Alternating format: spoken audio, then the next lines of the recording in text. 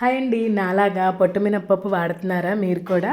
కాకపోతే ఎక్కువ వాటర్ లేకుండా తక్కువ వాటర్తో ఎలా కడుక్కోవాలి ఈ వీడియోలో అయితే చూపిస్తానన్నమాట. ఆ పొట్టంతా ఈజీగా వచ్చేస్తుంది. ఫస్ట్ ఒక 6 నుంచి 7 గంటలు మనం మినపప్పు నానేసుకున్న తర్వాత ఇట్లా గట్టిగా పిసుక్కొని పైన వాటర్ ఇట్లా తేలేటట్టు ఇట్లా రౌండ్గా నేను వీడియోలో చూపిస్తున్నట్టు అంటూ ఉంటే ఆ పైన పొట్టంతా బయటికి తేలి మన చేతిలోకి అయితే వచ్చేస్తుందన్నమాట.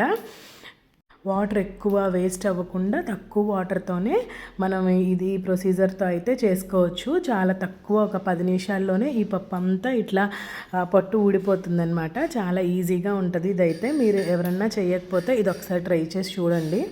ఇడ్లీ సాఫ్ట్గా రావాలి అని అంటే మనం మినపప్పు గ్రైండర్లో రుబ్బుకున్న తర్వాత వెంటనే రవ్వ కలుపుకోవాలన్నమాట. రవ్వ ఒక 1 అవర్ నానబెట్టుకున్న రవ్వని వెంటనే కలుపుకోవాలి. కలుపుకుంటే ఇడ్లీ సాఫ్ట్గా వస్తాయి అన్నమాట.